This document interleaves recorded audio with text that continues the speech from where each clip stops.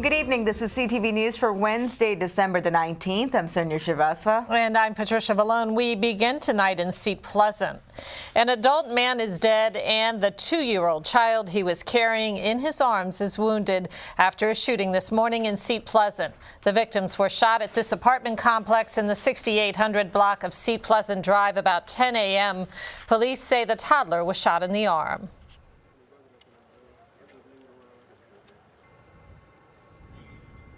The preliminary investigation reveals that the victim in this case, an adult male, was targeted. The man was holding a 2-year-old boy at the time. That child appears to have been shot. We are happy to say that it appears that this child will be okay. He's at the hospital right now being evaluated.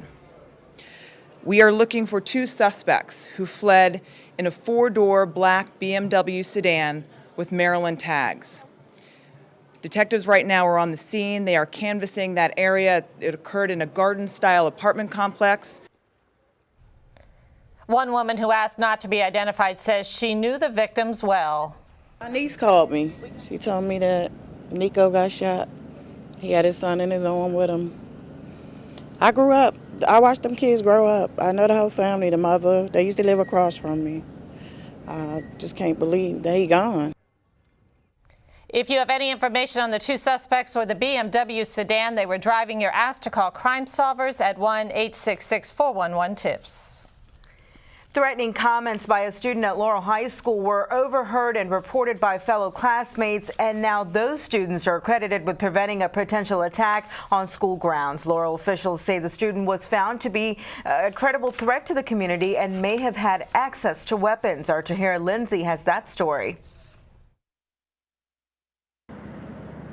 Students and teachers at Laurel High School can feel a bit safer tonight. This after just a few of their students are credited with saving the school from a potentially dangerous situation. Now, it all started last week when just a few of the students overheard one of their fellow classmates exhibiting some suspicious behavior and allegedly making threats towards the campus community. Those students then alerted their teacher. The teacher talked to some of the administrators here at the high school. They alerted the Laurel City Police, and after a couple of days of investigation, Laurel City Police agreed.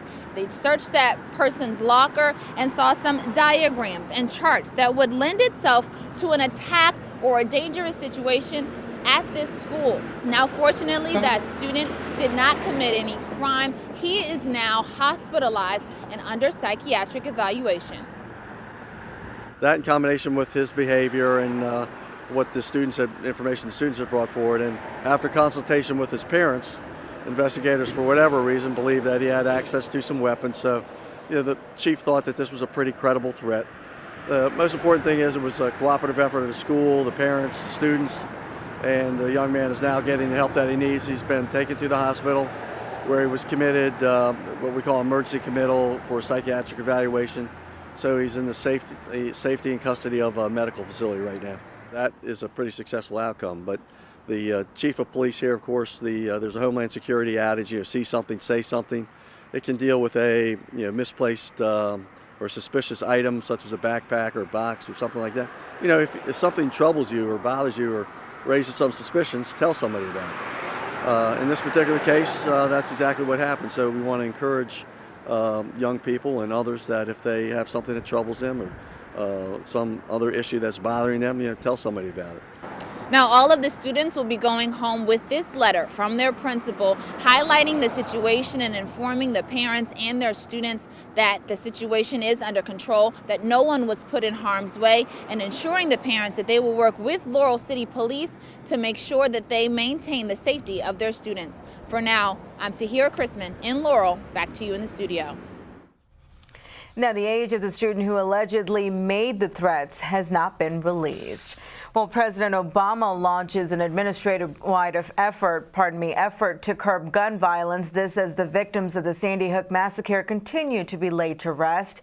In a midday announcement, the president tapped Vice President Joe Biden to spearhead the effort to reform gun policy and lay out restrictions on the sale of military-style rifles. The fact that we can't prevent every act of violence doesn't mean we can't steadily reduce the violence and prevent the very worst violence. That's why I've asked the Vice President to lead an effort that includes members of my cabinet and outside organizations to come up with a set of concrete proposals no later than January, proposals that I then intend to push without delay. This is not some Washington commission. This is not something where folks are going to be studying the issue for 6 months and publishing a report that gets read and then pushed aside. This is a team that has a very specific task to pull together real reforms right now. 20 children and 6 adults were killed at the school by a gunman carrying an arsenal of ammunition and military-style rifle. Meanwhile, officials at the National Rifle Association say they will hold a major press conference on Friday. The tragic shootings in Connecticut spark action by some Maryland lawmakers. Several senators say they plan to introduce a legislative package designed to curb gun violence in the state. The bills are meant to help law enforcement crack down on illegal gun sellers, restrict assault weapons, and require new safety measures. The legislation would also limit the number of rounds in gun magazines and outlaw carrying a firearm in certain public spaces. And you are watching CTV News. I'm Patricia Vallone. And I'm Sonia Shervas.